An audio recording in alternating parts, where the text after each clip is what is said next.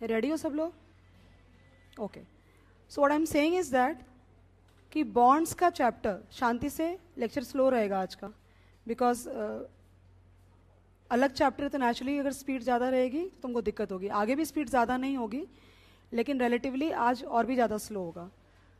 मुझे क्या लगता है कि अपन बॉन्ड चालू करें उसके पहले हम लोग को थोड़ा सा टाइम वैल्यू ऑफ मनी का रिविजन करना चाहिए। आई don't know how many of you have taken the lecture from the YouTube.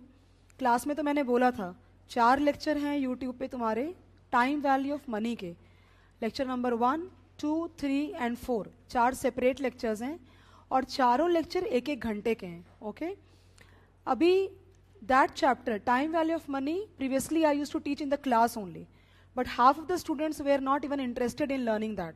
तो बेसिकली क्या हो रहा है, मेरे 6 घंटे बर्बाद हो रहे हैं क्लास के अंदर में, when nobody is wanting to learn also, because कहीं ना कहीं अंदर से उनको ऐसा लगता है कि हमें ये चैप्टर आता है, क्योंकि पहले आईपीसीसी में था, अभी सीए इंटर से हटा के उन्होंने सीपीटी में शिफ्ट कर दिया है चैप्टर को। ओके, तो तुम्हें वो चैप्टर लेकिन कंपलसरी है पढ़ना, कोई चॉइस नहीं तुम्हारे पास कि तुमको वो चैप्टर नहीं पढ़ना है, क्योंकि अगर वो चैप्टर तुम नहीं पढ़ोगे तुमको एसएफएम में हर वक्त प्रॉब्लम आती ही रहेगी और तुम कभी भी ये नहीं समझ पाओगे कि कोई भी पर्टिकुलर कैलकुलेशन में तुमको दिक्कत क्यों हो रही है।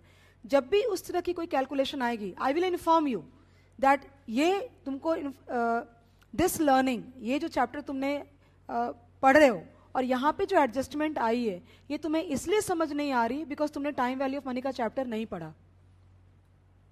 तो ऐसा नहीं कि रैंडम रहेगा या तुम्हें पता नहीं चलेगा, मैं बोलती रहूंगी। तो बच्चे हर जगह पे लिखते हैं based on time value of money.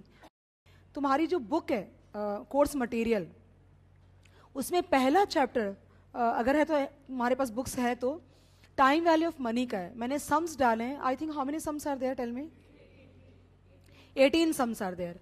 तो पूरा चैप्टर पढ़ाया हुआ है, 18 सम्स डाले हुए हैं, सारा पूरा का पूरा चैप्टर मैंने यूट्यूब पे अपलोड कर दिया है, सो दैट एनी स्टूडेंट पहले पढ़ना चाहे, बाद में पढ़ना चाहे, एग्जाम के समय पढ़ना चाहे, उसे कोई प्रॉब्लम होनी नहीं चाहिए। Okay, so can you promise me that you will be able to complete that by the next week?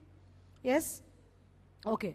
दूसरी बात, but I don't know how many of you have taken the lecture. मैंने class में पहले भी बोला था, तो कितने लोगों ने लिया है मुझे पता नहीं, लेकिन आगे बढ़ने के लिए सबका लेवल 1 होना चाहिए, वरना क्या होगा कि कोई आगे चल रहा है, कोई पीछे चल रहा है और कोई पीछे ही रह गया। सो आई डोंट वांट दैट। जितना मुझे आज के लेक्चर के लिए चाहिए उतना तो अपन 15-20 मिनट रिफ्रेश कर सकते हैं ना। उसके बाद लेटर ऑन पॉसिबली जब तुम पढ़ के आओगे और फिर तुम्हें डाउट आएगा तो I am there to help you out. Do you appreciate that part? Okay, तो give the heading first, valuation of bonds. Valuation of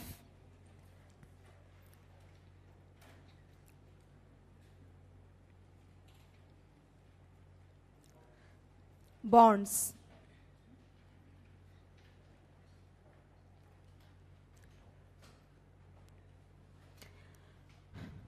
तो मैंने एक बात क्या बोली, दैट वैल्यूएशन ऑफ बॉन्ड्स को ठीक से पढ़ने के लिए, in order to study this chapter properly, you must have some basic knowledge of time value of money. Okay, without that we cannot go ahead in the chapter at all. Point number 1. Point number 2 guys, your study material, okay, your study material, institute का study material की बात कर रही हूँ। study material में valuation of equity और valuation of bond बोल के अलग से 2 चैप्टर उन्होंने नहीं दिया हुआ है। ये मेरा काम है तुमको बताना, वरना तुम बाद में जब अपनी स्टडी मटेरियल खोलोगे तुम्हें लॉस्ट फील होगा कि मैम ने क्या पढ़ाया है, यहाँ तो वो चैप्टर है ही नहीं। तो I don't want that. Study material में एक ही चैप्टर दिया हुआ है, उसका नाम है सिक्योरिटी वैल्यूएशन। समझ में आई बात? तो कितनी तरह की सिक्योरिटीज होती हैं? 2, ब्रॉडली 2, एक इक्विटी और दूसरा डेट। शुरू में जब मैं पढ़ाती थी ना तो पूरा चैप्टर सिक्योरिटी वैल्यूएशन एक साथ लेती थी। ओके, तो वहाँ पे वो लेक्चर करीब करीब it used to run for like 1.25 to 1.5 months and the students used to get very irritated because पहले पूरा बॉन्ड्स खत्म करूंगी, फिर पूरा इक्विटी खत्म करूंगी, फिर हाइब्रिड खत्म करूंगी, तो it used to take not less than 1.5 months।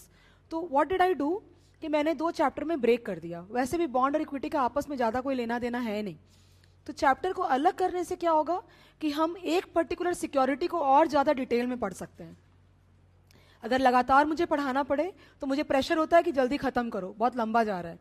अगर चैप्टर्स को सेपरेट कर दूं तो I can manipulate and I can give more time to one chapter separately. I can give more time to debt. I can give more time to equity as well. So as I told you, the name of the chapter is security valuation. So how did I bifurcate? I bifurcated saying that one is called valuation of bond, one will be called as valuation of equity. Are you fine guys? इसके बाद valuation of equity आने वाला है. valuation of bond जब खत्म होगा ना तो उसके बाद valuation of equity आने वाला है. ये जरूरी नहीं हर बैच में बैक टू बैक आता है, इस बैच में आ रहा है. बट बच्चों को कोई दिक्कत नहीं होती है because they are not too much related. Only one knowledge is required and that is time value of money. Are you fine on the knowledge part? Okay, so can we just write one sentence here to start with. In order to study this chapter properly we need to have some basic knowledge of time value of money. और उसके बाद अगर मैं थोड़ा शुरू करूं तो तुम्हारे notes will look more appropriate. Right, start.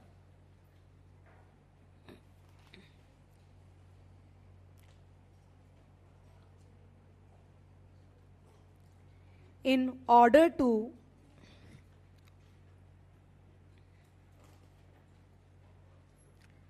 start this chapter,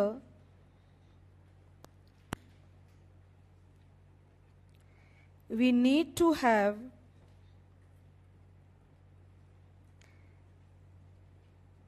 basic understanding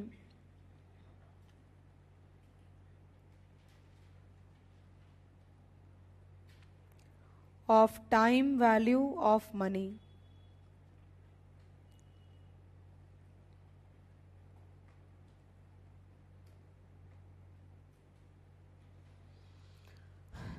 Okay? Now, guys, FR तुमने जो अब तक पढ़ा है ना, FR में टाइम वैल्यू ऑफ मनी का कोई एप्लीकेशन नहीं आता है.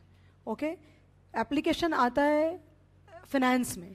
मतलब ये हुआ कि अगर मैं 0 पे खड़ी हूँ, अगर मैं या 1 पे खड़ी हूँ, या मैं 2 पे खड़ी हूँ, या मैं 3 पे खड़ी हूँ, और अगर तुम्हारे पैसे 1 साल के एंड पे आने वाले हैं, बाय डिफॉल्ट अपन कहाँ खड़े होते हैं?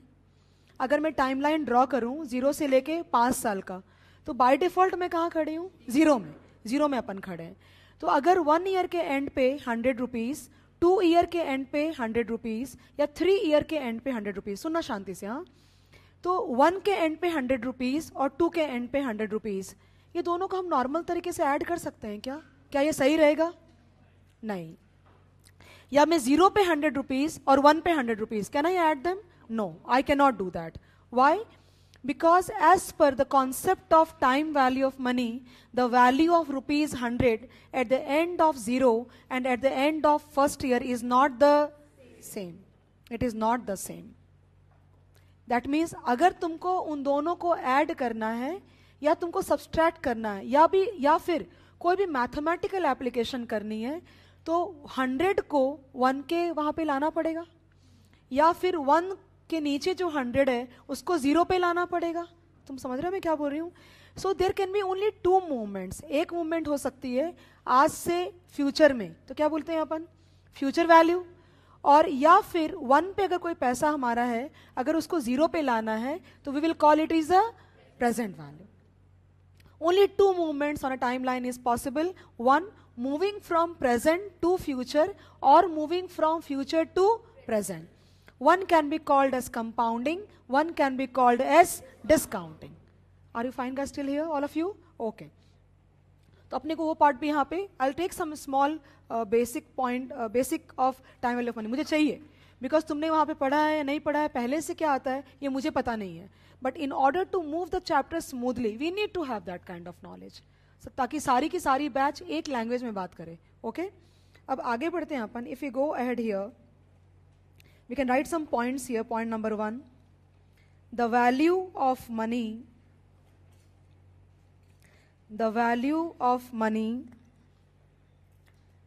does not remain constant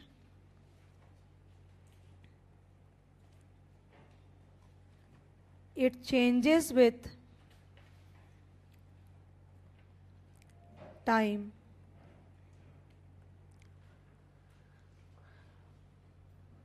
Guys, do you say that a rupee today is more valuable than a rupee tomorrow? ये अग्री करते हो तुम? मैं तो बोल मैम आप प्लीज थोड़ा एक्सप्लेन करो, तो मैं क्या बोलूंगी कि अगर मैं तुमको ऑप्शन दूं कि मेरे से आज 100 रुपया ले लो और मैं तुमको एक और ऑप्शन दूं कि वही 100 रुपये 1 साल के बाद ले लो, तुम कब प्रेफर करोगे? आज। क्योंकि अगर आज पैसा मिला तो तुम ले जाके बैंक में पैसा अगर डालते हो और बैंक तुम्हें 10% का अगर ब्याज देता है तो तुम्हें 1 साल के बाद 110 रुपये मिलेंगे, तो तुम कौन सा ऑप्शन चूज करोगे? आज लेना बेटर है ना, आज लेना हमेशा बेटर है. That is why we say that the value of a rupee today is more than a value of rupee tomorrow. Okay, that is why, and that is called time value of money. Okay, I am not going to write बहुत ज़्यादा complicated कुछ नहीं पढ़ा रही हूँ, बहुत simple calculations कैलसी पे आना चाहिए तुमको. Okay, तो point number 2 here. Can I write here? There are 2 tools of time value of money. One is compounding and one is discounting. Can we write that? Yes. There are 2 tools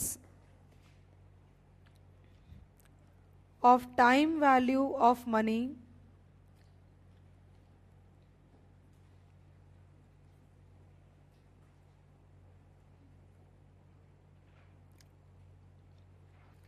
Compounding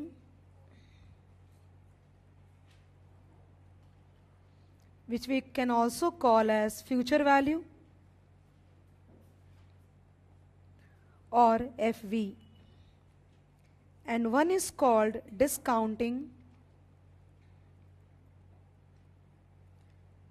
and that is called present value and PV.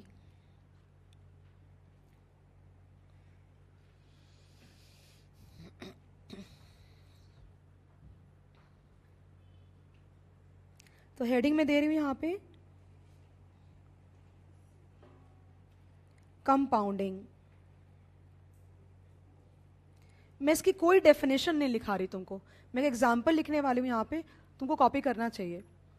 और तुम ये भी कर सकते हो कि अगर time value of money जब पढ़ो ना नेट से, यूट्यूब से, तो जो ये पार्ट चल रहा है वो स्किप कर जाना. अगर मन करेगा तो स्किप कर जाना, और नहीं तो वापस देखना हो तो देख लेना. ठीक है, योर विश. नाउ हियर मैं यहाँ पे 2 बाइफर्केशन लेती हूँ यहाँ पे. तो यहाँ just look at that, I am giving example 1000. You know, at times examples are better explanation than talking in kind of sentences. तुम जैसे एग्जाम्पल देखोगे तुमको ऑटोमेटिकली समझ जाएगा मैं क्या बोलना चाह रही हूँ. तो maximum times in this subject, because the base of the subject is mathematics, और कोई हाईफाई मैथमेटिक्स नहीं है, नॉर्मल, बिल्कुल normal, plus minus multiply divide cross multiply, statistics में mean standard deviation and so on. कोई बहुत कॉम्प्लिकेटेड हाईफाई वाला mathematics नहीं है, but basic mathematics is required and the bent is also required. So 1000 plus 1000 into 10% कितना आएगा बोलो? 1100. नहीं मुझे पता था, बट तुम थोड़ा पार्टिसिपेट करो इसलिए मैंने पूछा.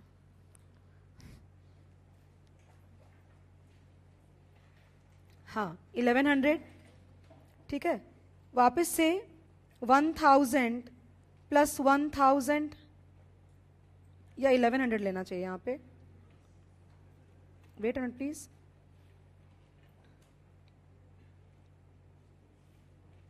हाँ 1100 प्लस 1000 इंटू 10%. हाँ 1200. क्या मतलब दिक्कत हो रही है बोलने में? खावा के नहीं आए तुम लोग सुबह? 1200 प्लस 1000 इंटू 10% कितना आएगा बोलो भाई? 1300. 1300 plus 1000 into 10% is what? 1400. And the last one, 1400 plus 1000 into 10% is what?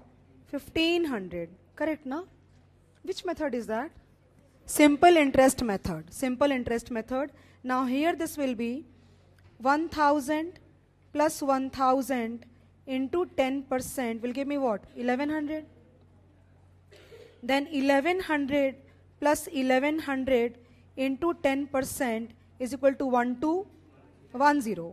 1210 plus 1210 into 10% is 1331. And 1331 plus 1331 into 10%, बोलो भाई, 1464. पॉइंट भी है, 0.11 है,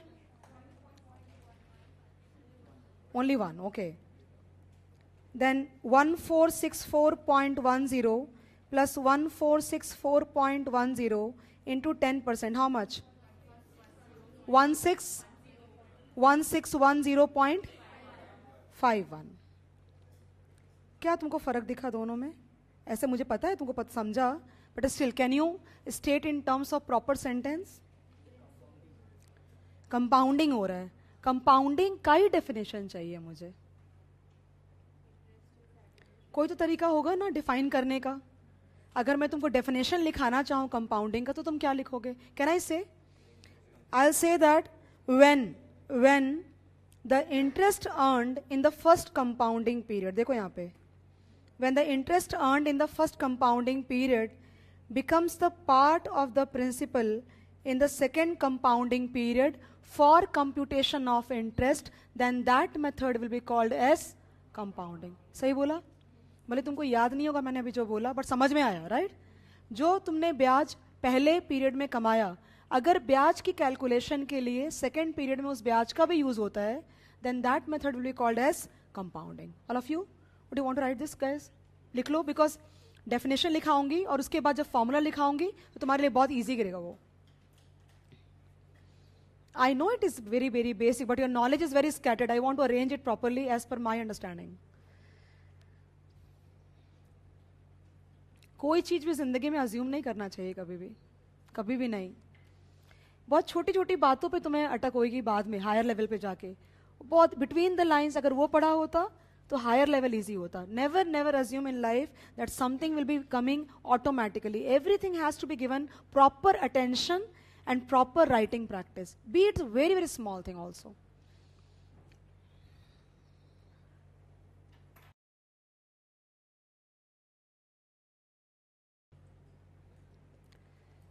Ready guys, all of you?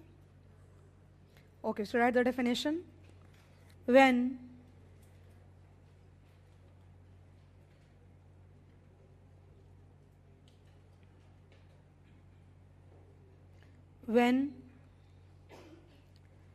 the interest earned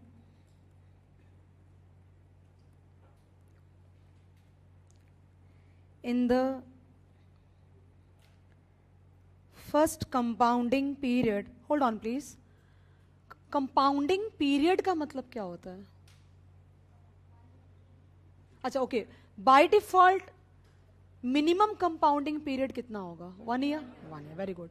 इसका ये मतलब है कि साल में कम से कम एक बार तो ब्याज कैलकुलेट होना चाहिए. एक बार से ज्यादा भी हो सकता है, डेली भी हो सकता है, उसको कंटिन्यूअस कंपाउंडिंग बोलते हैं. साल में लेकिन भले तुमने कहीं पे पैसे इन्वेस्ट कर रखे, फॉर एग्जाम्पल मैंने कहीं पैसे इन्वेस्ट कर रखे हैं, तो मैं पैसे निकालूं या नहीं निकालूं, लेकिन साल के एंड में चेक तो करूंगी ना कि मैंने कितना कमाया. Are you getting the point all of you? तो साल के एंड में अपन चेक तो करेंगे ही ना. तो एक साल is the conventional compounding period minimum, लेकिन एक साल से कम भी हो सकता है. Like what? Daily, monthly, bi monthly, quarterly, half yearly, वो डिपेंड करता है. अभी I am not complicating your stuff unnecessary, rather we should focus उतना ही टाइम वैल्यू ऑफ मनी जितना अपने को बॉन्ड के लिए चाहिए. वरना क्या होगा, तुम्हारा फोकस लूज हो जाएगा. मुझे वो नहीं चाहिए. तो अपने को जितना बॉन्ड के लिए स्मूथ ट्रांजिशन चाहिए ना हमें, कि भाई टाइम वैल्यू ऑफ मनी से स्मूथली अपन बॉन्ड में चले जाएं और कहीं भी जर्क फील ना हो हमें, राइट? तो आई will right only that much. When the interest earned in the first compounding period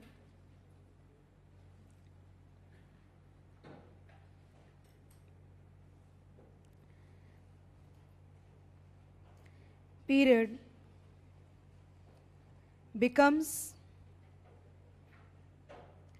the part of principal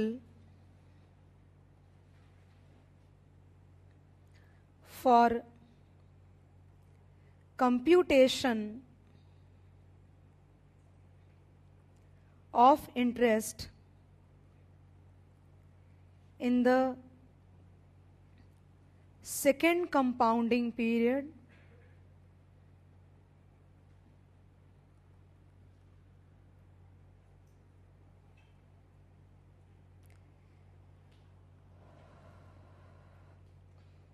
it is called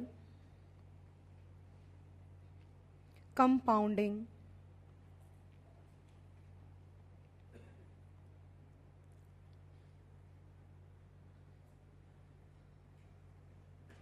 Correct? Now all of you are comfortable? Okay. अभी इसके आगे बढ़ने के I'll take the third point here. In time value of money chapter, तुम्हारे cash flows को एक एक point शांति से सुनना, तुमको बहुत ज्यादा कंफर्टेबल होगा आगे. इन time value of money chapter तुम्हारे कैश फ्लोज को 3 टाइप्स में हमने डिवाइड कर रखा है. 3 टाइप्स. तुम मुझसे बोलोगे मैम क्या दुनिया में 3 ही टाइप के कैश फ्लो होते हैं? नहीं, इनफाइनाइट कैश फ्लोज मैं डिजाइन कर सकती हूँ अगर चाहूँ तो, लेकिन थ्योरी जैसी बोल के एक चीज होती है जहाँ पे अपने को पढ़ने के समय रेस्ट्रिक्ट करना होता है कि भाई हमें इतना ही पढ़ना है. तो what are the 3 types of cash flows? Number 1, compounding पढ़ रहे हैं ना अपन, तो अपन क्या बोलेंगे? फ्यूचर, या तो फ्यूचर वैल्यू या तो प्रेजेंट वैल्यू. तो because you are reading compounding, what should I say? Future value और present value? Future value. Very good. So now अगर फ्यूचर वैल्यू बोलते हो और 3 टाइप ऑफ कैश फ्लोज का फ्यूचर वैल्यू निकालना है, यानी कि मैं जीरो में खड़ी हूं और मैं कहीं ना कहीं फ्यूचर में जाकर के उसकी वैल्यू निकालना चाहती हूं. फॉर एग्जाम्पल, तो पहला आता है future value of lump sum. For example, the best example is FD. आज हमने पैसा डाला 5 साल के लिए, बैंक ने बोला कि आपको 10% का ब्याज मिलेगा. तो पहले साल में तुमने जीरो में पैसे डाले, तो जीरो में पैसे डालोगे तो 10% के ब्याज के साथ क्या होगा? 1 साल के एंड पे पैसे कितने बन जाएंगे तुम्हारे? 1100. तुमने पैसे निकाले नहीं है. तो वो समझ रहा है मैं क्या बोल रही हूँ? पैसे तुमने निकाले नहीं है, लेकिन जैसे तुमने बोला कि अगर कुछ नहीं बोला तो साल के एंड में एक बार तो ब्याज जुड़ेगा ही. तो पैसे कितने बन गए तुम्हारे? 1100. 1100 पे अब क्या हो गया? फर्स्ट ईयर के एंड पे तुम्हारा पैसा है कितना? 1100 इज द प्रिंसिपल, राइट? अब उस पर फिर से 10%, और ये इसी तरह से चलता जाएगा, और तुम्हारे कौन सा answer will be there at the end of 5th year? 1464.10. All of you agree guys? At the end of, चाहो तो कैसे चलाओ ना, चलो स्टार्ट करो. 1000 plus 10%. Best way is to learn practically. आया 1100 प्लस 10%, कितना आया देखो तो? 1210 प्लस 10%, देखो कितना आया? 1331 आया, प्लस 10% कितना आया? 1464.10, and plus 10%, how much do get? 1610.51. Let me clarify before I go head. Finance में सिंपल इंटरेस्ट के लिए there is no place. There is no place for simple interest method in finance unless stated otherwise. अगर सब में बोल दिया कि simple interest है तो ही तुम अज्यूम करोगे कि सिंपल इंटरेस्ट वाले तरीके से जाना है, वरना कभी भी कोई भी सम हो थियोरी में या प्रैक्टिकल में, फाइनेंस में we do not go by simple interest method, we only go by compounded method. अगर सिंपल इंटरेस्ट मेथड होता तो मुझे ये अभी जो आधे घंटे का तुमको मैं बेसिक ले रही हूँ, ये लेने की जरूरत ही नहीं पड़ती. वो तो नेचुरली बहुत आसान है. ये भी आसान है, ऐसा नहीं ये आसान नहीं है, but I would want my way. Okay, ये समझा गया सबको सारा? अभी मैंने क्या लिखा यहाँ पे, और रादर मैं बोल रही थी कि 3 types of cash flows are considered in time value of money as per finance. Number 1, future value of lump sum, एक ही पैसा, बीच में ना पैसा अंदर जाएगा ना पैसा बाहर आएगा, वो सीधा 5 साल के एंड पे तुमको पहुंचाना है. दूसरा, मैंने ये डिसाइड किया है कि हर साल मेरे पास जितने पैसे बचेंगे वो सब मैं बैंक में डाल दूंगी. बैंक मुझे 10% का ब्याज दे रहा है, और ये सारे पैसे ब्याज समेत मैं 5 साल के एंड पे निकालूंगी. पॉसिबल है ना ऐसा? तो जीरो को छोड़ देंगे, बिकॉज अपन तो 1 से फिर चालू करना पड़ेगा ना, तो वो तुमको इतना मैटर नहीं करेगा. मैं दिखाऊंगी तुमको करके. अभी 1 के एंड पे 100 रुपए बचे, 1 के एंड पे 100 रुपए बचे. मेरे पास और कितने साल बाकी हैं? 4. बाय डिफॉल्ट अरियर्स होता है, बाय डिफॉल्ट अरियर्स होता है। अगर 1 के नीचे मैंने 100 लिखा तो बाय डिफॉल्ट मैं कहाँ खड़ी हूँ, 0 के एंड पे कि 1 के एंड पे? 1 के and.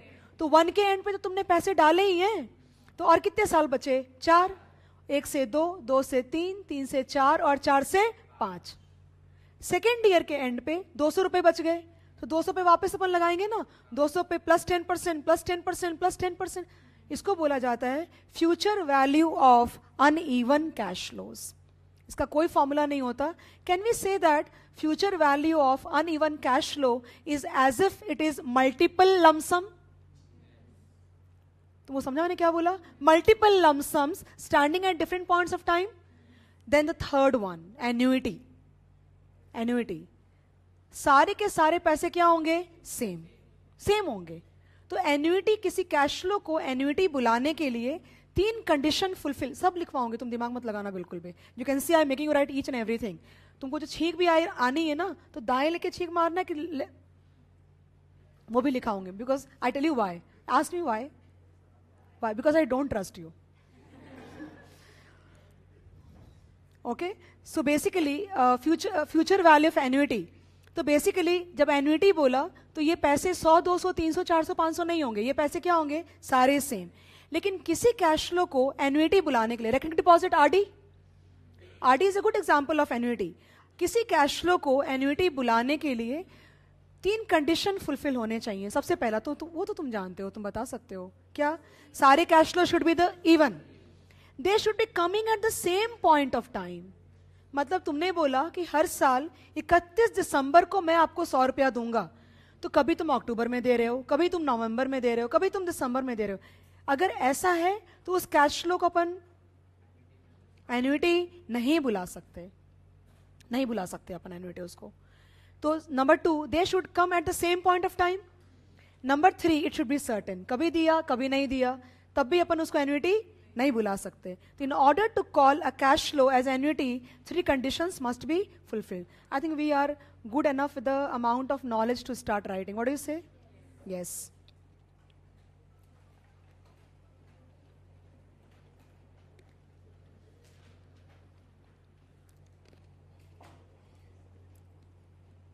There are broadly 3 types of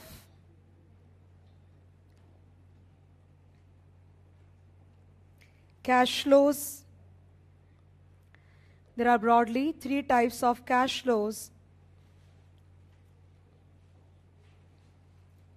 considered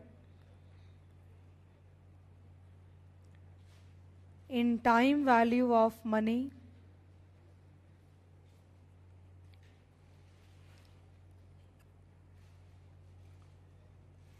theoretically. That is a very important word because some curious guy would catch my word and say कि मैम 3 ही कैसे हो सकते हैं? तो मैंने क्या डिस्क्लेमर दिया? Theoretically. A, future value of lump sum rather than writing in sentence, I would rather want to give a timeline.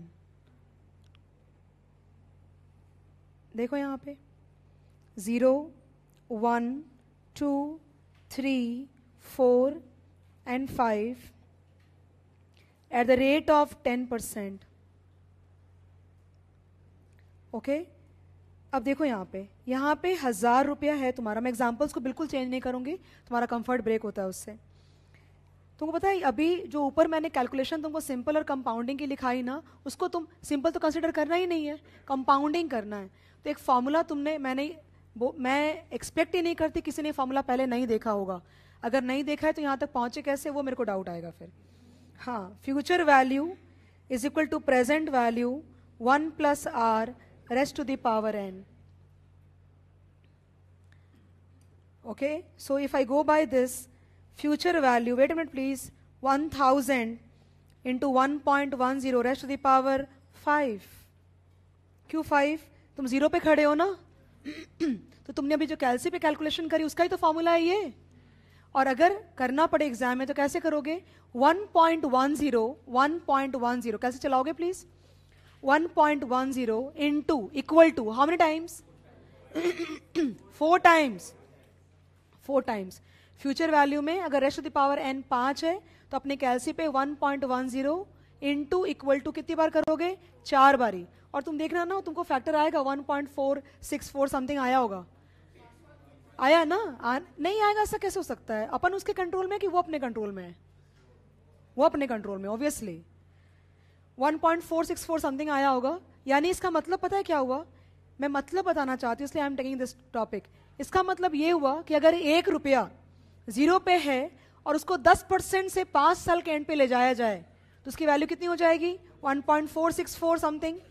तो नहीं 1.6 समथिंग, 1.6 वॉट एवर, राइट. तो अगर उसको ले जाया जाए तो उसकी फैक्टर वैल्यू इतनी होगी. तो अगर 1000 को ले जाया जाए तो कितना होगा? तो that factor into 1000 will be what? Your answer. और वो जो फैक्टर निकाला ना तुमने कैलसी पे उसको बोला जाता है future value interest factor, FVIF factor. Table देखा है? टेबल ऐसा टेबल नहीं. इनका कोई भरोसा नहीं है. टेबल आते हैं, कभी नहीं देखा है तो मैं दिखाऊंगी अगले लेक्चर में. फिर FVIF, FVIFA, PVIF and PVIFA. किसी ने दिखाया तुम्हें CPT IPCCS इंटर में? बहुत अच्छे.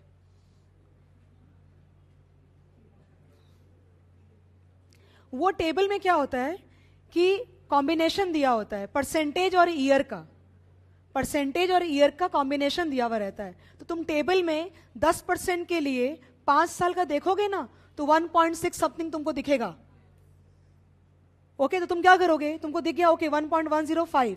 10% के हिसाब से 5 साल का एवी चाहिए तो फैक्टर उठाओगे, 1000 से मल्टीप्लाई करोगे, आंसर आ गया.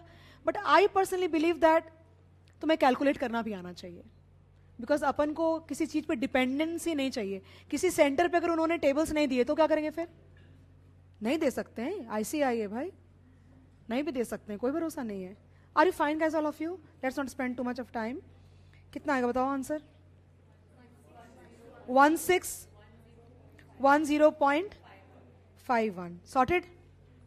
अब कभी भी ये फॉर्मूला देखोगे तो दिमाग फोटोजेनिक मेमोरी उस कैलकुलेशन की आनी चाहिए. And you will not be asking ma'am हमने क्या कैलकुलेट किया है. ये जैसे तुम ये फॉर्मूला देखो, will you be able to recall that basically this is that table calculation and you will be comfortable. Okay, do you want to write this फटाफट? Yes, write it down and then we can go ahead.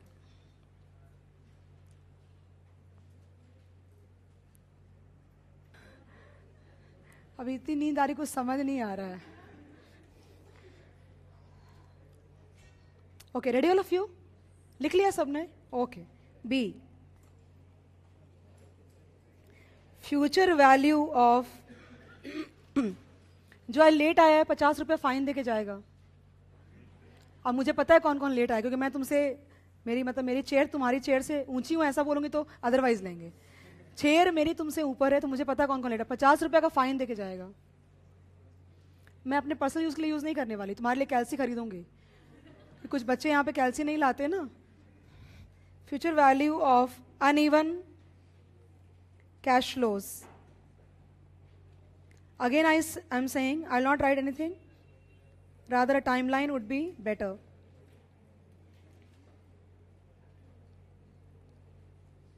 $100, $200,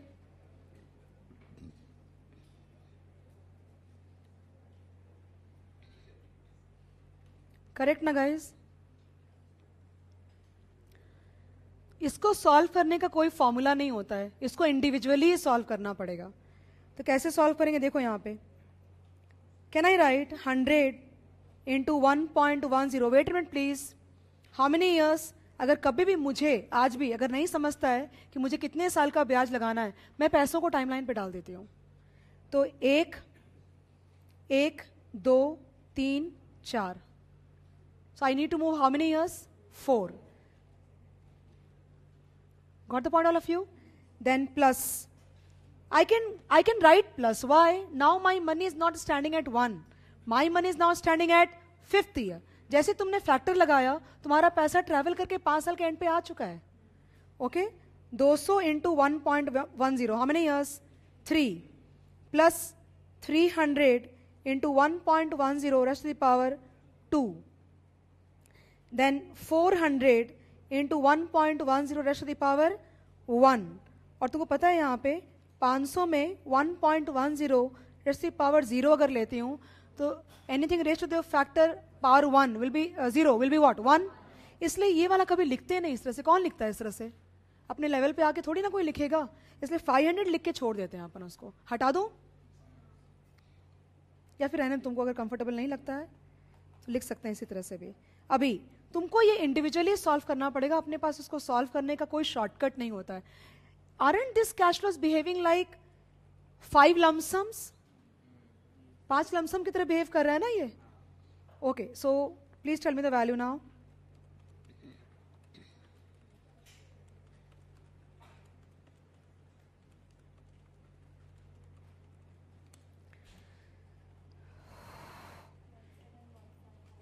मैं individually लिख देती हूँ. 100 into 1.464 plus 200 into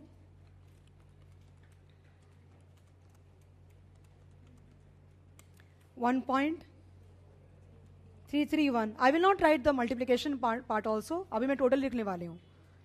plus 300 into 1.21 plus 400 into 1.10 and plus 500 into 1.0. Right ना? सही है? So what should I write? What is the total? 1715.61.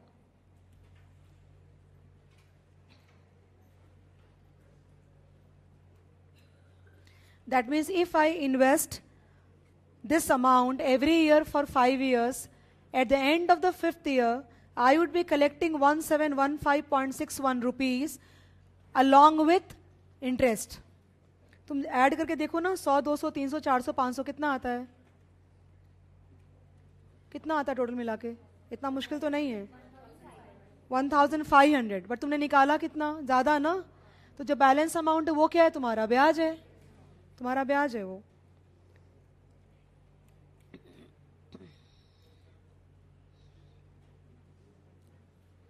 The third one and the last one is annuity.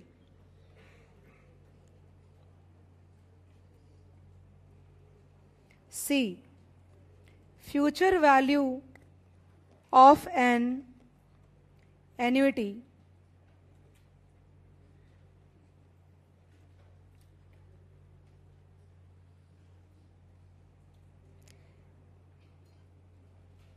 a cash flow stream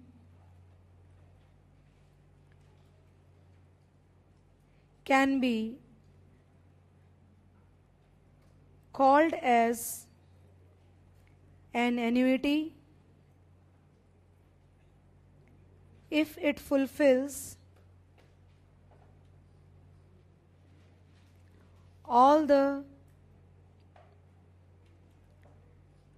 3 conditions, all the 3 conditions given below. Not 1, not 2, all of them.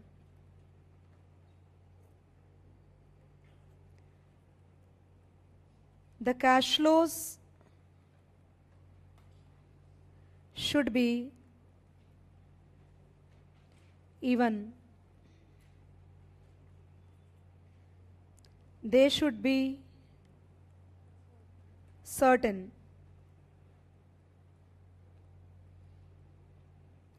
And number 3, they should be occurring at the same point of time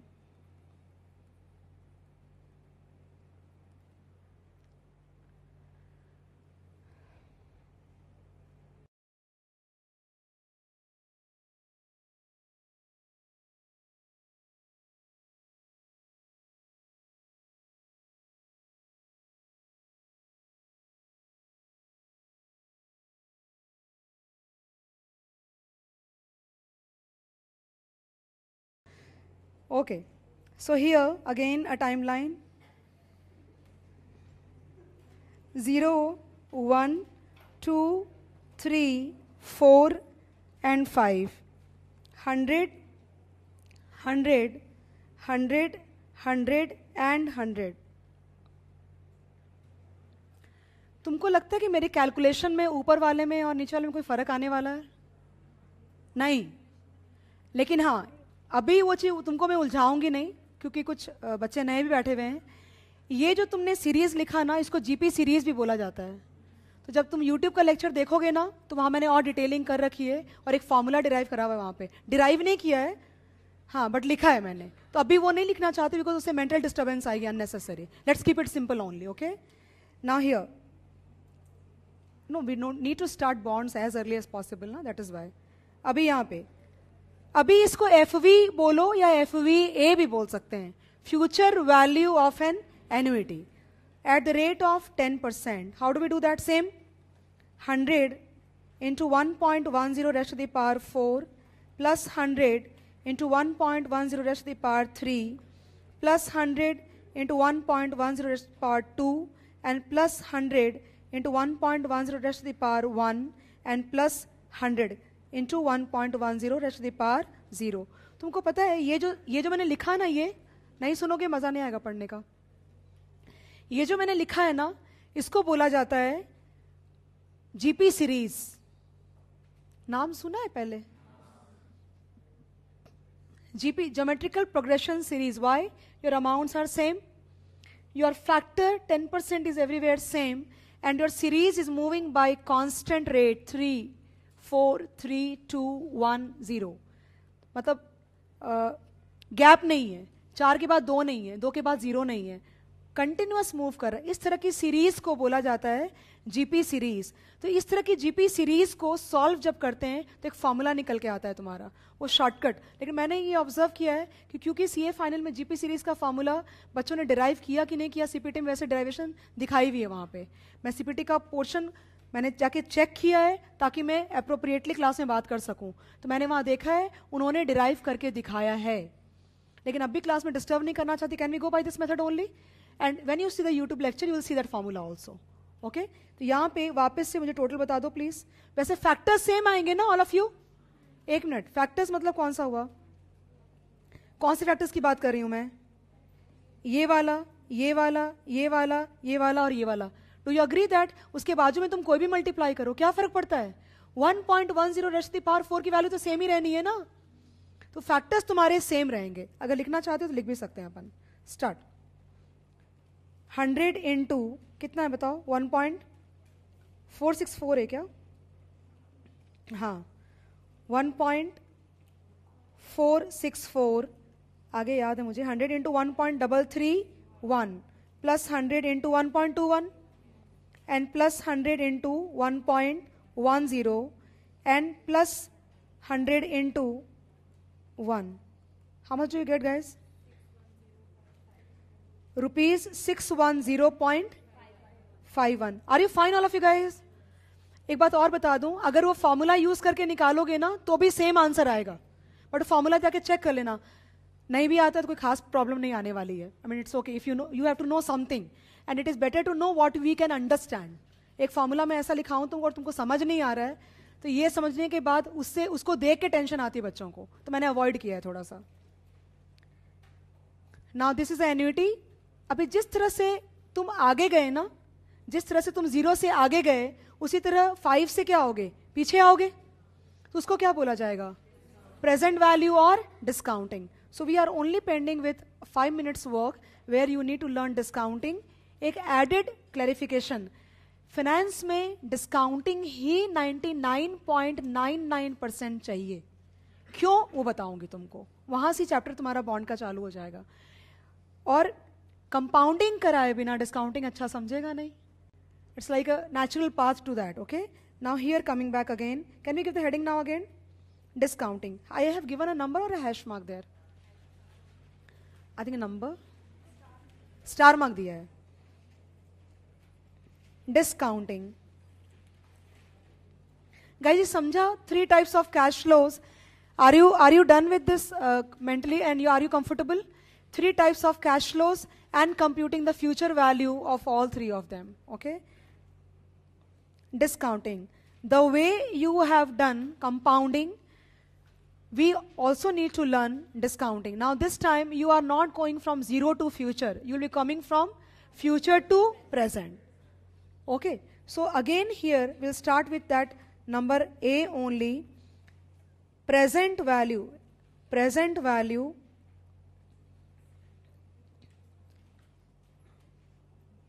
of a what? Lump sum.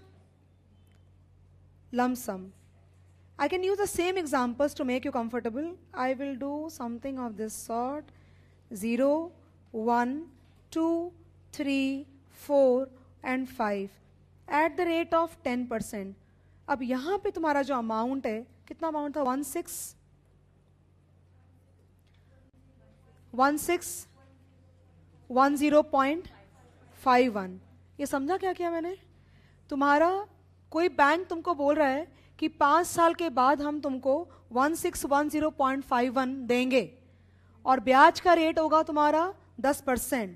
तो तुमको निकालने का मन करेगा ना कि आज कितना पैसा डालें, आज कितना पैसा डालें कि जो 10% के हिसाब से हमें देने वाला है 1610.51. Don't have to mug up at all. You wrote one formula here.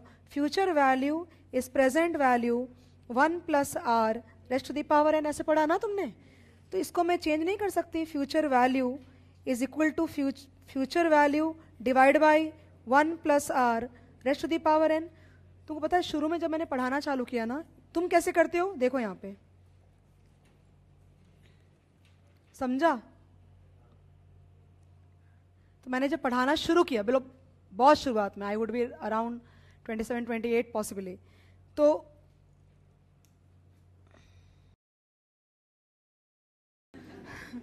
Okay 1 divide by 1.10 और कैलसी पे करते हो ना, ठक 1 2 3 4 5 कैलसी चलाओ. 1 divide by 1.10 how many times equal to, how many years I have given there? 5. तो 1 divide by 1.10 5. You have to get to 0 ना. तुमको अभी कहाँ आना है? 0 में आना है. तो कितने साल है 5 से लेके 0 में? 5 साल. देखो ना, 1 2 3 4 5. ओके, सो 1 डिवाइड बाय 1.10 कितने टाइम इक्वल टू करोगे? 5 टाइम्स. तो you would be getting on your calci 0.621. Factor बात कर रही हूं मैं. और 0.621 में अगर 1610.51 मल्टीप्लाई करोगे तो 1000 आएगा. देखो करके, समझा? ऑल ऑफ यू समझा? अभी अब एक काम करो, मेरे तरीके से कर लो. 1610.51 डिवाइड बाई 1.10. पहला डिवाइड किया, 1 मिनट रुक जाओ, बहुत मुझे एक स्टेप पे क्लैरिफिकेशन चाहिए. जब पहला इक्वल टू तुमने किया तो तुम्हारा पैसा कहां से कहां आया? 5 से 4 में. फिर से इक्वल टू किया तो पैसा कहां से कहां आया? 4 से 3 में. वापस इक्वल टू करो 2 में, वापस इक्वल टू करो 1 में, और वापस इक्वल टू किया तो कैलसी पे 1000 दिख रहा होगा. तो मैं जब पढ़ाना शुरू करी ना, तो मैं बोलती थी 1610.51 डिवाइड, बच्चे बोलते मैम गलत, आपको नहीं आ रहा है, it's multiply. So basically I was saying 1610.51 divide by 1.10 raised to the power 5. और वो क्या बोल रहे थे? 1 डिवाइड बाई 1.10 क्या आया? 0.621 आया. तो 0.621 multiplied with 1610.51 will give you what? 1000. तो एक्चुअली तुम्हारा वाला मेथड इज वेरी टीडियस. पहले पूरा फैक्टर लिखो, फिर तुम 2 steps it is going. Exam में टाइम नहीं मिलता इतना ज्यादा, लेकिन तुमको लिखना तो तुम्हारे वाले तरीके से, because ICAI rights like that. मैंने अपने 20 साल की पढ़ाई में कभी वैसे नहीं किया, डायरेक्टली, ऑल डायरेक्ट. क्योंकि अगर कॉन्सेप्ट आता है तो डायरेक्ट लिख सकते हैं सीधा. आई हैव नेवर रिटन कि पहले में इनटू इक्वल टू करो और फिर मल्टीप्लाई करो. I don't have so much of patience doing that. So in case you are missing out on time in the paper, you can do that. लेकिन वरना avoid ही करना, वो लोग को नहीं पसंद है ज्यादा, तो उनके पसंद के हिसाब से जाना है, मेरी पसंद के हिसाब से नहीं. Okay, are you fine guys all of you? Yes. अभी we are going for B. Future value of uneven cash flows. Same. Sorry sorry sorry sorry, गलती हो गई.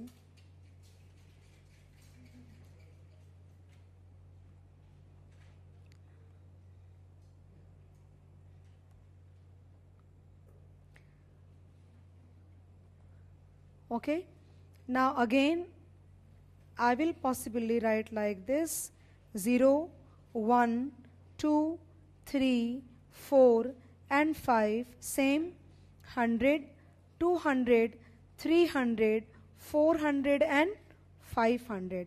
And you have to give me the present value at the rate of what? 10%.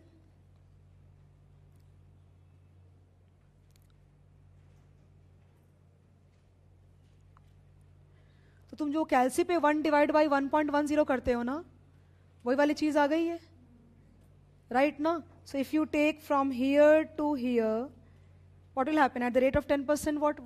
1 divided by 1.10 will give you what? 0.909.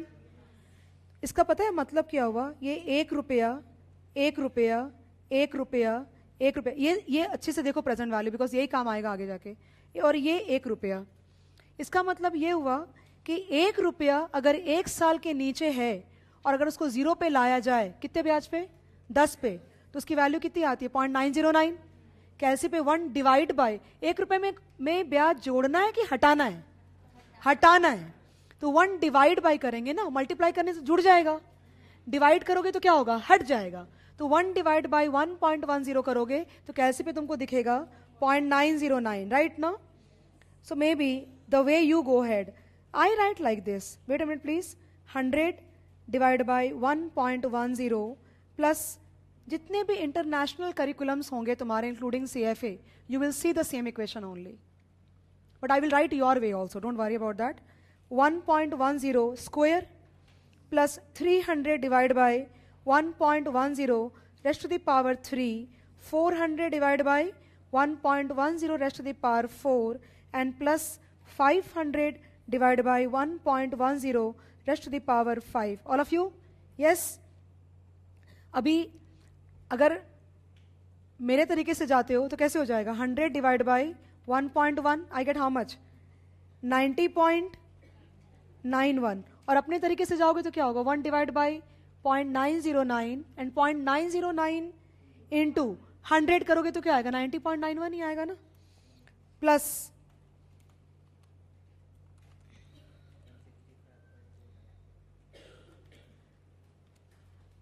Point into 200 कितना आया?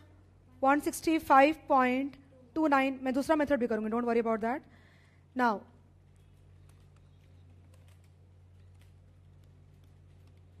Into 300, I get how much? 225.39. Then so here that is done. Then plus 273.21 plus 310.46 किया किसने को? Total 1065.26. Guys, this is something like मैं तुमको guarantee नहीं ले सकती कि जब तुम अपनी स्टडी मटेरियल को खोलोगे, प्रैक्टिस मैनुअल खोलोगे या फिर तुम अपना प्रैक्टिस स्टडी मटेरियल खोलोगे, वो कौन से मेथड से उन्होंने दिया होगा वो मैं नहीं बता सकती. मैं इतना जरूर कर सकती हूँ कि whatever methods are expected I can show you in the class only, कि ये इसका मतलब और इसका मतलब एक ही होता है, ताकि तुम्हारे डाउट बाद में नहीं आना चाहिए कि मैम कभी ये देते हैं कभी ये देते हैं. तुम्हें फर्क नहीं पड़ना चाहिए, कोई भी मेथड दे, you are good enough that way. लिख लिया सबने वाला? अभी तुम लोग कैसे लिखते हो? अगर टाइम स्पेंड कर रही हो तो उसके पीछे बहुत वजह है, प्लीज इरिटेट नहीं होना.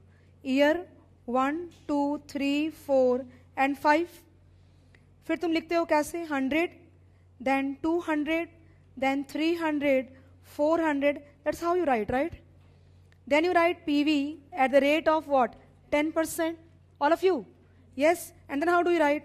0.909, 0.826, 0.764, 7.51, 0.864, right?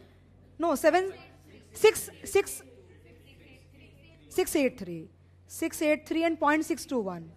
Okay.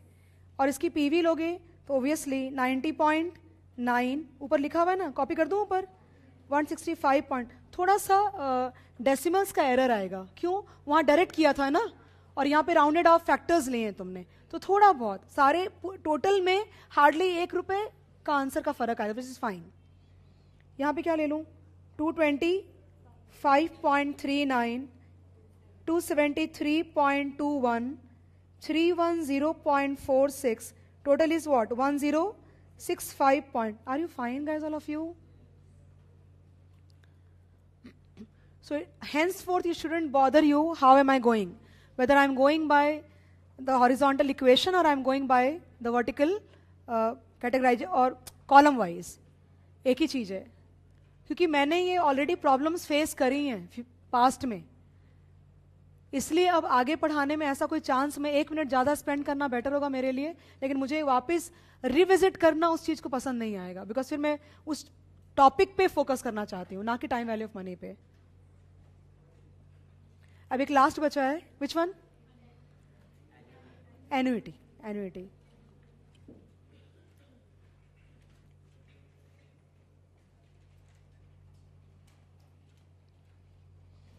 Okay, see present value of an annuity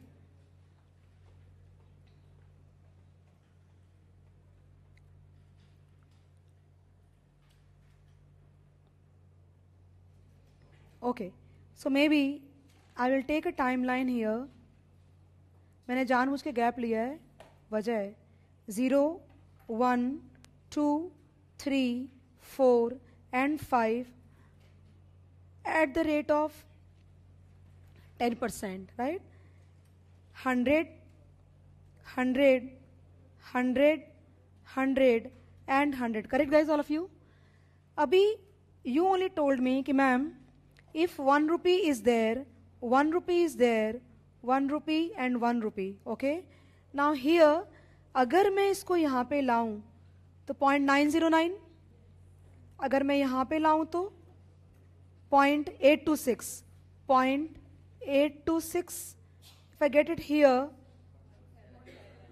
0.751, 0.683 and 0.621, अगर मैं तुमको बोलूं ना कि टोटल करो इसका, तो मुझे पता है वो आएगा 3.7908, जो तुम कैलसी पे आज तक जिंदगी में करते आए हो ना, 1 डिवाइड बाय 1.10, आंख बंद करके ठक ठक ठक ठक 5 बारी, फिर जीटी करते हो ना, तो क्या आता है 3.79 करके चेक कर लो, तुम चाहो तो करो कैलसी पे, जितना करा, मैं वही तुमको बोल रही हूं, ऐसा नहीं कि तुमको ये आता नहीं है, ऐसा नहीं तुम्हें आता नहीं, बट तुमने कभी मीनिंग्स पे ध्यान नहीं दिया कि तुम क्या निकाल रहे हो, करके देखो 1 divide by 1.10 5 time equal to NGT, you will definitely get on your calci 3.7908. Are you getting? And now how do you define this 3.790? That is a big question actually. कैसे डिफाइन करेंगे? अगर ₹1 की 5 एन्युइटी है, बराबर ना, अगर ₹1 5 बार 1 साल 2 साल 3 साल और 4 साल और 5 साल के एंड पे है, उन सारे ₹1 की वैल्यू 0 पे क्या होगी, कितनी होगी, 3.7908। तो अगर 5 बारी, अगर तुम टेबल देखोगे ना, PVIFA टेबल बोलते हैं या PVA टेबल बोलते हैं, तो PVA टेबल में 10% और 5 साल देखोगे ना, तो तुम्हें 3.7908 नजर आएगा। तो इसका क्या मतलब हुआ कि अगर ₹1 5 बार आते हैं तो 10% के ब्याज के साथ उसकी आज की वैल्यू 3.7908 है, तो ₹100 की वैल्यू कितनी होगी, को समझा मैंने क्या बोला, तो ₹100 की वैल्यू कितनी होगी, 100 इंटू 3.7908, ऑल ऑफ यू, क्योंकि 100 कितनी बार आ रहा है, 5 बार, तो 3.7908 हुआ तो कितना हो गया, 379.08। तो यानी कि अगर हमें ₹100 की प्रेजेंट वैल्यू निकालनी है तो शायद हमें ये लॉन्ग कट मेथड से नहीं जाना पड़ेगा, लेकिन अगर जाओगे तो भी आंसर क्या आएगा, आंसर सेम है कि अलग आएगा, सेम आएगा। तो many times in the exam they will not give you PVA factor, they will give you individual, ये 0.909, 0.8, तो क्या करोगे तुम? सबको ऐड कर लेना। लेकिन अगर समझ रहेगी तो ऐड करोगे, वरना सब कैलकुलेट करते बैठोगे फिर वहां पे। Guys, are you fine all of you? Yes. Now क्यों पढ़े अपन, और बॉन्ड इसके बाद चालू होएगा, तो वो शांति से सुनना। अभी फिनेंस में there is exhaustive use of time value of money and that to discounting method. Why? Listen to me now. अगर सपोज करो, यहां पे आती हूं, अगर सपोज करो मैं इसको बोलूं कि आज कोई एसेट 1610 में अवेलेबल है, 1610 में अवेलेबल है। मैंने सॉल्व नहीं किया शायद यहाँ पे, तो अगर सॉल्व करते हैं, रहने दो, एक second, give me a second please. If I solve this, what would I get? 1610.51 divided by 1.10 raised to the power 5, and that should give me 1000, all of you। सही है क्या? इसका ये मतलब हुआ कि अगर आज मैं ये एसेट, शांति से सुनना बिकॉज बॉन्ड का बैकग्राउंड चालू हो गया है, अगर आज ये एसेट मैं 1000 में खरीदूं और सामने वाला मुझे 5 साल के बाद 161051 रुपीज देता है 5 साल के बाद, तो मैंने पर एनम कितना कमाया? 10% कमाया ना तुमने? तो वो समझा मैंने क्या बोला? मैंने कितना कमाया? 10% पर एनम कमाया। Are you all able to get that? So basically that 1000 will be called, अगर सपोज करो I am talking about some stock या किसी बॉन्ड के बारे में बात कर रही हूं मैं, अज्यूम कर लो, तो समझो अभी time value of money maths वाला पार्ट भूल जाओ और फाइनेंस में आ जाओ। तो ये समझो कि एक बॉन्ड अवेलेबल है। वो बॉन्ड हमें मैं 0 पे खड़ी हूं, वो बॉन्ड हमें 5 साल के बाद 1610.51 देने वाला है। मुझे अपने पैसे से 10% कमाने का मन है, मन, दैट्स वेरी इंपॉर्टेंट। तो अगर मेरा मन है तो इसका मन कुछ और भी हो सकता है, और इसका मन कुछ भी और भी कुछ हो सकता है। मेरा मन 10 का है, इसका मन 11 का हो सकता है, और इसका मन 12 का भी हो सकता है। तो 1610.51 तो कंपनी दे रही है, वो तुम चेंज कर सकते हो क्या? नहीं। लेकिन मेरा जो मन है उसके हिसाब से मैं डिसाइड करूंगी कि आज वो बॉन्ड मैं खरीदूं क्या नहीं खरीदूं। तो अब मुझे तुम बताओ कि अगर मुझे ये बॉन्ड 1610.51 1 साल के बाद देने वाला है और मुझे अपने पैसों से 10% कमाना है, then what is the maximum price I can pay for that bond today? How much? 1000। लेकिन मैं बाजार में गई जिसकी वैल्यू 1100 थी। Should I buy? Why? Because अगर 1000 में खरीदी, maximum price which I can pay is how much? 1000। अगर 1000 से ज्यादा पैसे दिए तो क्या होगा? Cost will go up and the returns will come, क्योंकि 1610.51 तो चेंज होने वाला है नहीं, वो तो चेंज होने वाला है नहीं। तो तुम इस बॉन्ड से अगर 10% कमाना चाहते हो तो मैक्सिमम कितना प्राइस देने को रेडी हो जाओगे? 1000। अगर 1000 के नीचे मिल गया तो और अच्छा है। क्यों? कॉस्ट नीचे चला गया तो रिटर्न फिर 10 आएंगे कि ज्यादा? ज्यादा। अगर तुम्हारा बॉन्ड आज के डेट पे 1000 के बदले 1100 में मार्केट में लिस्टेड है, तो तुम वो नहीं खरीदोगे। You will say the bond is relatively over valued. और अगर वो 990 पे लिस्टेड है तो क्या बोलोगे? The bond is relatively undervalued. Are you getting the point? So here if assume करो कि ये सम एक बॉन्ड का है where you are going to receive, company ने बोला, इसे तुम चेंज नहीं कर सकते, वो 1610.51 कंपनी देने वाली है, ये तुम चेंज नहीं कर सकते।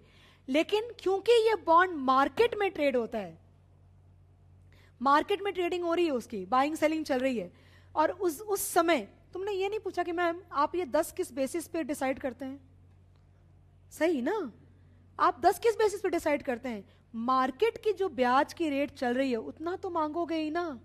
अगर मैं कहीं और पैसा लगाऊं तो मुझे कोई भी दूसरा एसेट 10 दे रहा है, तो क्या तुम 10 के नीचे कॉम्प्रोमाइज करने को रेडी हो? नहीं। आई will not compromise. Why should I compromise? मुझे 10 तो चाहिए ही, और 10 लेने के लिए आज कितने में खरीद सकती हूं? 1000। If anything paid beyond 1000 will bring your returns below 10 and you will not buy, and the bond will be called as relatively overvalued. Overvalued. Okay, मैं तुमको इसमें, let's hold on to this example, I think you are comfortable right ना. Now अगर इसी में एक काम करते हैं, सपोज कि इसको पहले खत्म तो कर देती ना, रहने दो क्या, ऐसे ही चलेगा, चलेगा तुमको. अगर पीवीए निकालना होगा तो कैसे, नहीं इसको खत्म कर दो, अच्छा नहीं लग रहा देखने में इस तरह से. 100 into PVA R comma N, so 100 into 3.7908, one more step, 100 into PVA 10% comma 5. Okay, this will become 379.08.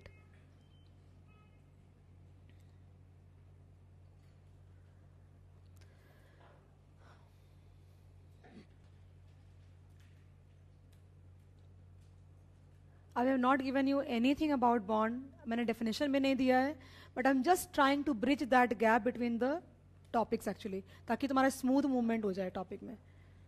ये लेके खत्म करो, पहले समझो, उसके बाद अपन बॉन्ड का डेफिनेशन लिखेंगे, उसके बाद बॉन्ड में क्या क्या पढ़ना है वो लिखेंगे, and then the proper topic will start. Okay, अब ध्यान देना. तो मैंने क्या बोला, तीन लोग हैं, एक का नाम है ए, एक का नाम है ए, उसकी ROR है सपोज 9%. पॉसिबल ना, उसको कितना चाहिए अपने पैसे से. ROR क्या होता है, required rate of return. B की ROR है 10% पॉसिबली राइट, एंड सी की ROR है, अपन 12 ले लें, 12. और यहां पे हमें पता चला कि ये बॉन्ड की टाइमलाइन है. I am just giving you, explaining you properly what do you mean by valuation of a bond, वो तुमको बता रही हूं मैं. 0, 1, 2, 3, 4 and 5. How much was that amount? 1610.51. ये चेंज नहीं हो सकता बिकॉज ये कंपनी ने प्रॉमिस किया देने के लिए. प्रॉमिस अपने थोड़ी चेंज करते हैं रोज वो लोग. अभी तुम पे डिपेंड करता है कि तुम ये खरीदना चाहते हो कि नहीं खरीदना चाहते हो.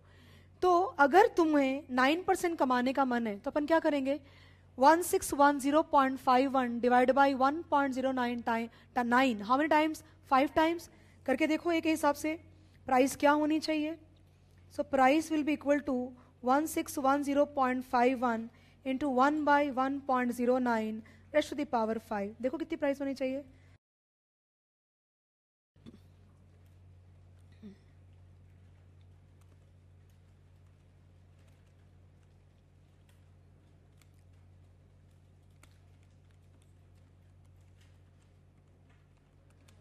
$1046 आ रहा है, 1046.72 राइट.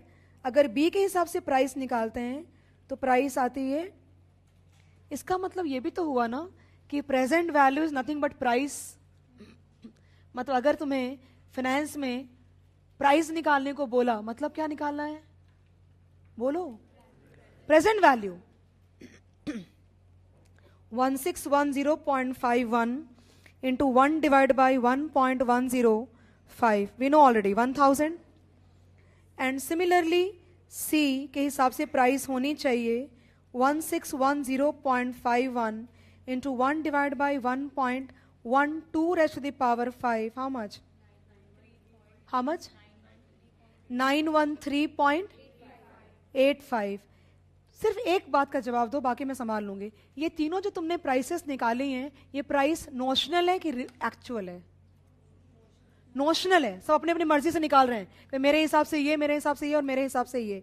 अगर अज्यूम करो, and you know what, this 1046.72, 1000 and 913.85 are called intrinsic values as per investor A, B and C.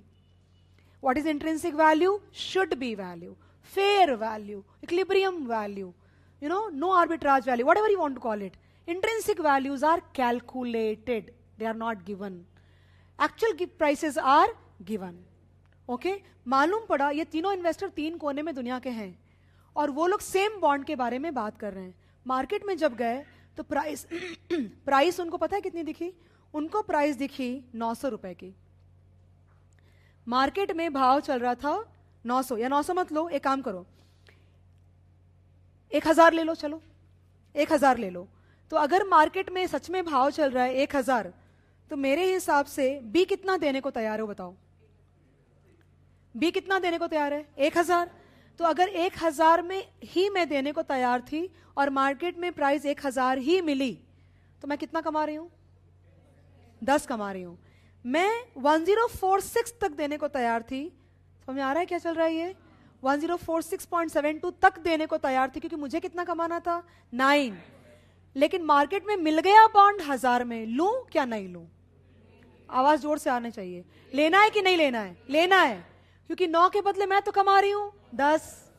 तो bond as per me is relative, तुमने वर्ड्स देखा होगा, the bond is relatively undervalued, the bond is relatively overvalued. Why? It is not absolutely overvalued or undervalued. क्योंकि investor सी के point of view से bond is overvalued. वो समझ रहा है मैं क्या बोल रही हूं? क्योंकि वो कितना देने को तैयार है? 913। मार्केट में गया, बोला मैं 9, जितना रिटर्न मुझे चाहिए उस पे मैं 913 से ज्यादा नहीं दे सकता। मार्केट में भाव कितना मिला? 1000। तो for him the bond is undervalued और overvalued? Overvalued, because he wants 12 and he will be able to get only 10. तो वही एक बॉन्ड के बारे में बात हो रही है। एक के लिए है फेयरली वैल्यूड, किसके लिए? बी के लिए। एक के लिए है बॉन्ड इज अंडर वैल्यूड, किसके लिए? ए के लिए। और एक के लिए है ओवर वैल्यूड, किसके लिए? सी के। And that is why we can say that the bond is relative fairly valued for B, relatively undervalued for A and relatively overvalued for C. Guys, her word का meaning होता है कि relative word का मतलब क्या? You will never see anywhere in finance absolutely. Absolute का मतलब क्या हुआ? सबके लिए। सबके लिए तब होगा जब तीनों का एक्सपेक्टेशन सेम होगा, और वो हो ही नहीं सकता। क्यों? क्योंकि एक कंपनी किसी के लिए रिस्की है, किसी के लिए रिस्की नहीं है। तो अगर रिस्की होगा तो मैं ज्यादा रिटर्न मांगूंगी, कम रिस्की लगता है मुझे, लगता है, तो मैं कम रिटर्न मांगूंगी। वो बात हो रही है। I think you are fine all of you, right? तो I think you should write this one and then go head, conclude करते हैं इसको और फिर प्रॉपर बॉन्ड्स में आ जाते हैं।